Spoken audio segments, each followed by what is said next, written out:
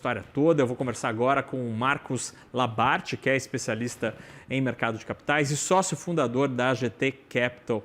Olá, Marcos, obrigado por estar com a gente nesta tarde de segunda-feira. Eu queria te ouvir primeiro sobre a história quente de hoje, que é a possibilidade de o Congresso Nacional simplesmente derrubar o decreto do IOF com um outro decreto, um decreto legislativo.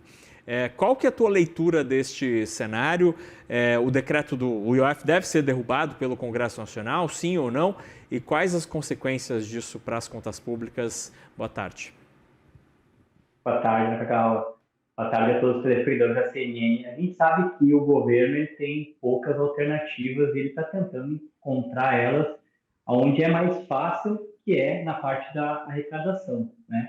A gente sabe que ano que vem é um ano eleitoral, um ano muito importante para os deputados, e ninguém quer estar se envolvendo com nada que envolva impostos e custos a mais para a população. Então, eu vejo como uma dificuldade para o governo, se ele não conseguir articular muito bem, de não conseguir, né, fazer a votação do IOF, ou na quantidade que ele quer, ou até, talvez, ter uma derrota histórica aí, de uma retirada aí, da frente que ainda auxilia ele, que é parte do centro, né? A gente vê que alguns políticos já estão deixando o governo, e isso cada vez dificulta mais qualquer aprovação para o governo Lula. E também o governo aí não vem falando do que a gente quer ouvir, que é de corte de gastos, e isso vem criando uma animosidade. A gente sabe que a impopularidade do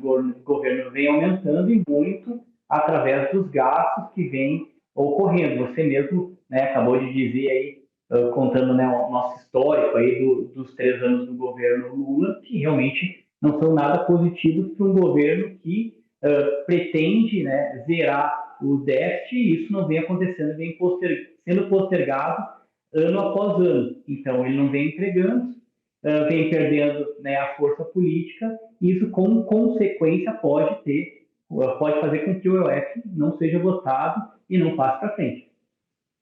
De gesto, o Executivo poderia sinalizar, fazer ao Congresso Nacional e ao restante da sociedade, ao setor privado, por exemplo, que tem criticado muito as medidas sugeridas pela equipe de Fernando Haddad. Que tipo de gesto o governo poderia lançar para mostrar, olha, gente, eu estou disposto também a cortar na minha própria carne, vamos sentar, porque a situação das contas públicas, o próprio governo mostra que vai entrar em colapso em 2027 sem nenhum espaço para as despesas discricionárias.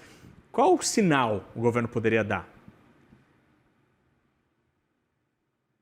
A gente aprendeu em casa, né? O melhor exemplo é as atitudes. Então, o governo deveria, através das suas atitudes perante a população, né, dar o seu exemplo, né? Dar o exemplo.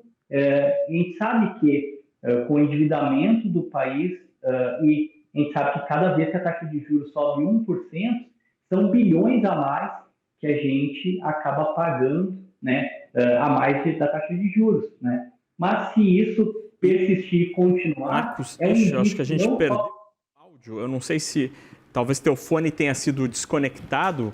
A gente está conversando com o Marcos Labarte, que é especialista em mercados de capitais e sócio fundador da GT Capital, sobre esta situação das contas públicas, onde o governo tem apresentado algumas propostas para equilibrar os números e para tentar entregar o resultado primário na meta este ano, mas que, como a gente tem observado ao longo das últimas semanas, existe uma forte reação contrária no Congresso Nacional e também em setores da economia, nos setores privados, demonstrando assim, zero espaço para discussão a respeito do aumento das receitas via aumento da arrecadação. Bom, a gente vai retomar o contato com o Marcos, mas antes disso, eu te convido a ouvir uma fala do Diogo Oliveira, que é o presidente da Confederação Nacional das Seguradoras, do CNSEG, que comentou mais cedo em entrevista aqui ao Money o posicionamento das confederações que enviaram uma proposta alternativa ao IOF para o presidente Lula e para o governo. Vamos ouvir Diogo Oliveira. O governo, através da LDO, demonstrou que o crescimento das despesas obrigatórias é o maior problema do orçamento público hoje. Essas medidas que você acaba de citar, elas vão exatamente no cerne da questão, trazendo alguma contenção das despesas obrigatórias, porque o problema hoje, já de algum tempo no orçamento brasileiro, é que as despesas obrigatórias estão crescendo a um ritmo maior do que o orçamento total, e isso tem limitado as despesas discricionárias, que é onde o governo tem capacidade de gestão. Então, a nossa preocupação é que, a continuar, e isso aparece nos números da própria LDO, nas projeções para 2027, por exemplo, né, o espaço das discricionárias praticamente desaparece.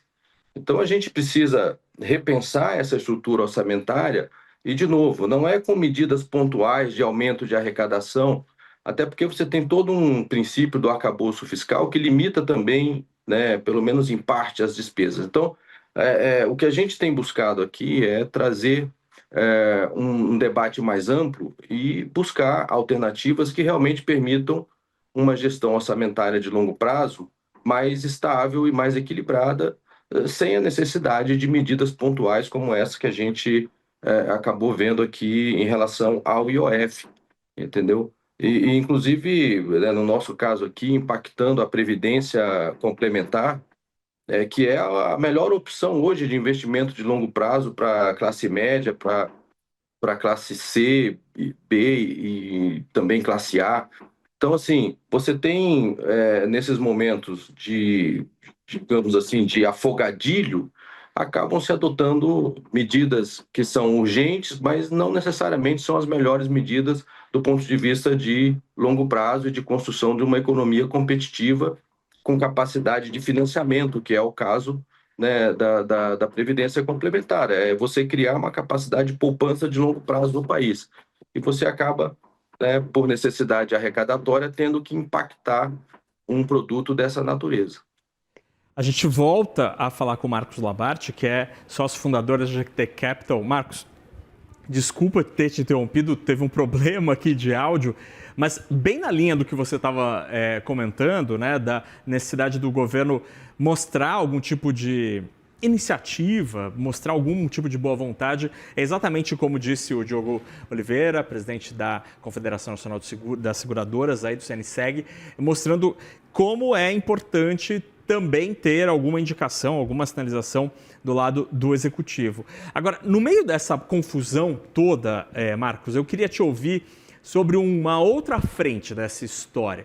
Já que a gente tem uma dúvida grande hoje no campo fiscal, e pensando que depois de amanhã não é qualquer quarta-feira, é uma super quarta com decisão de juros nos Estados Unidos e aqui no Brasil, eu queria te ouvir sobre como o mercado, a situação fiscal pode, de alguma maneira, influenciar a decisão de política monetária aqui no Brasil nesta semana. O Banco Central tem sido bastante discreto ao demonstrar preocupação com contas públicas, né? Ele está muito mais preocupado, e com razão, com a desancoragem das expectativas, por exemplo, a inflação que insiste em ficar rodando muito acima da meta. Você acha que a política fiscal volta a entrar no radar do Banco Central ou ainda não? E qual que é o teu call para quarta-feira? Bom, Jagal, a gente sabe que né, o início do ano foi um início do ano bem tumultuado, com essa alta que teve, né, do dólar frente ao real. A gente sabe também que a desaceleração da economia mundial, em algum momento, também está chegando aqui no Brasil e pode estar alterando a sinalização do Banco Central para uma continuidade da taxa de juros, né? Sabe que a maioria dos bancos repassa que pode chegar perto da casa de 15%, ultrapassar 15%. Eu vejo que o Banco Central ele ainda está sendo bem técnico e até agradeço ao Galípolo por isso, né? Você sendo técnico, você não vai estar deixando a parte política tumultuar na hora de você tomar uma decisão. Infelizmente, o Brasil ele não vem fazendo o dever de casa e a única arma a munição que o Banco Central tem é de aumentar ainda os juros. Acho que 0,25 ainda é um patamar que pode ser pode subir na próxima ata do cupom, né, na próxima reunião do cupom, que vai ser agora na quarta-feira, e talvez depois o mercado vai estar aguardando uma sinalização sobre a ata do cupom para ver quais são as próximas decisões. Eu vejo 0,25 um patamar ainda que o Banco Central possa fazer de alta. Mas só complementando, né, a fala, né, e o pensamento do entrevistado anteriormente, a gente, olhando para o lado, nosso vizinho, né, a Argentina, que estava com uma economia extremamente, né, pior que a brasileira, e vem apresentando resultados aos poucos, tomando medidas muitas vezes impopulares, mas que precisam ser feitas, né? A gente sabe que a população vem envelhecendo, um dos problemas graves do Brasil é a parte da previdência. Então, em algum momento, o governo deveria estar indicando para o mercado e também chamando a sociedade da importância disso para algumas reformas.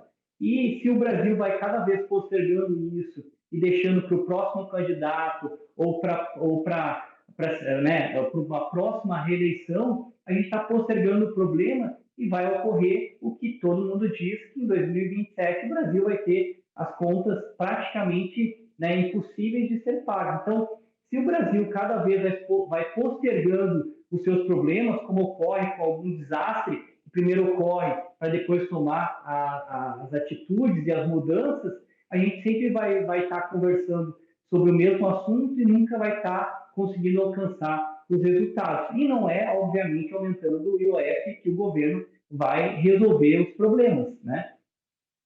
Muito bem, Marcos Labarte, sócio fundador da GT Capital, especialista em mercado de capitais, que conversou com a gente para analisar um pouco esse cenário de tanta dúvida sobre o que o mundo da política vai decidir sobre o mundo da economia. Marcos, obrigado pela conversa, boa semana. Obrigado, forte abraço. Tchau, tchau.